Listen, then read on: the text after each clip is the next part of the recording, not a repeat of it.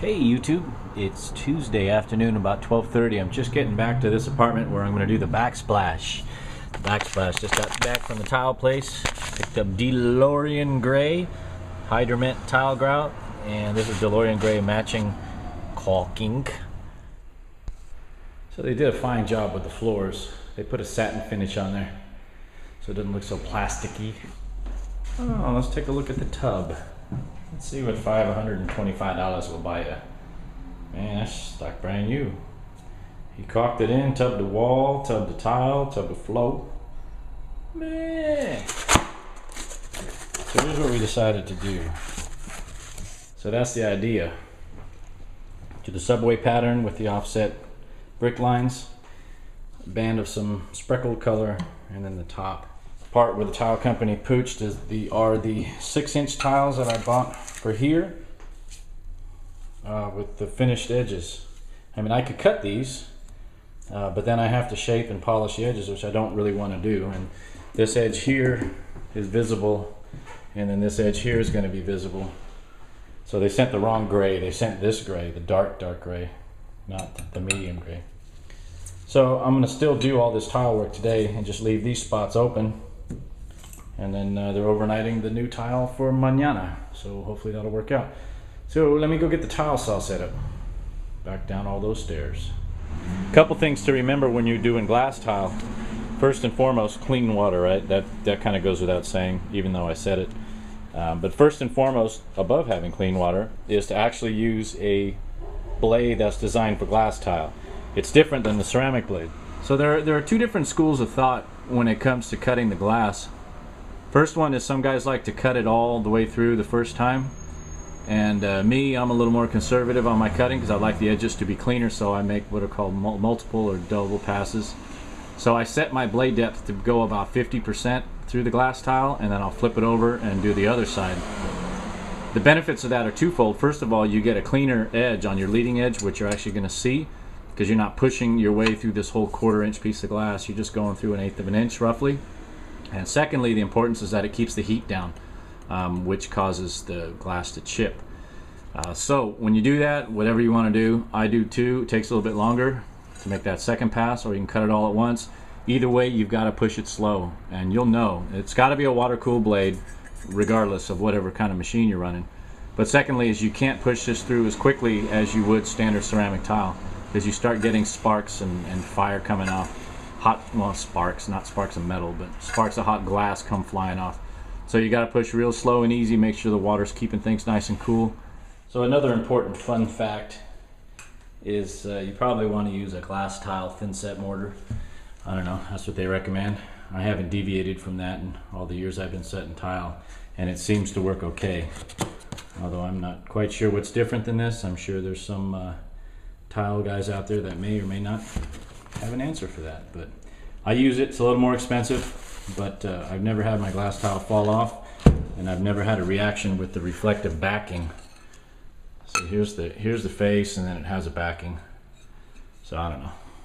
Just set that back down. And I am going to use my 1/16 of inch grout lines, but I'm going to use these spacers on edge like this. I'm going to set my first course. Yikes!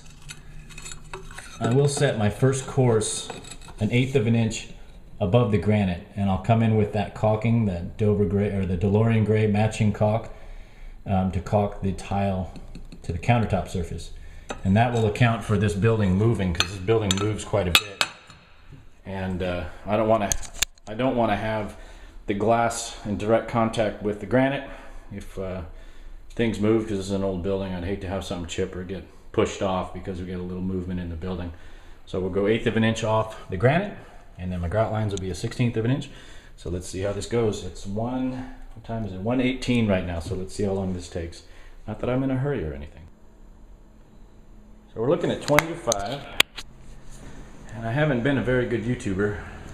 This is far from a how-to video.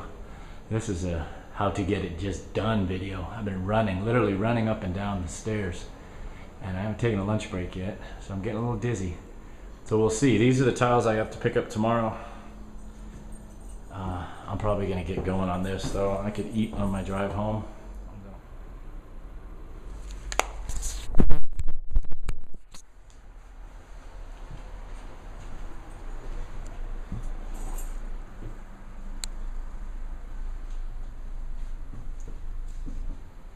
dark outside.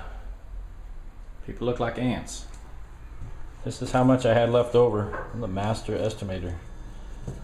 Try to be at least, because this stuff's expensive. So I bought exactly the right amount of the small guys, and I have 1, 2, 3, 4, 5, 6, 7, 8, 9, 10. I got 10 pieces left over out of 120. I bought 120 of these bricks, and I got those left over, so that's not bad. And then I ended up just being impatient. Screw that tile company, they're just gonna have to eat. They're gonna take the other ones back, because guys, move around a little bit. Anyhow, I ended up cutting them and polishing them myself. I had 1, 2, 3, 4. Sorry, can't figure out which way to look. Anyhow, ooh, baby, that looks nice. I'm going to, that's my design right there. So if you think it sucks, well, that's my design right there. So I'm gonna go downstairs and eat my lunch, and then I'm gonna come in and gotta wipe everything down, sweep the floors, clean my tools, clean the saw, and then in a couple hours I'll be able to go home. Yay! So my sandwiches were the bomb. Can I pull that off? Can I say they were the bomb? Can I pull that off? I don't know. I'm gonna leave the stove out since I gotta get back in there and float that with grout tomorrow. Got everything wiped down, countertops wiped down.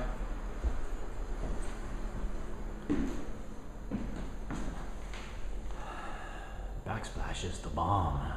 I do have to go downstairs and clean my tools. Not bad. It's much better than running a 6-inch strip of granite on the bottom.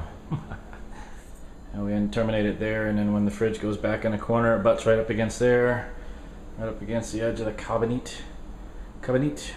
Awesome. Damn, who did this tile? That's what I'm talking about. I'm gonna leave the water on tonight too. It's been on all day. Nothing's blown up. This would look sick with under cabinet lights. I wish I had more circuits up here. But I'm not. Wow.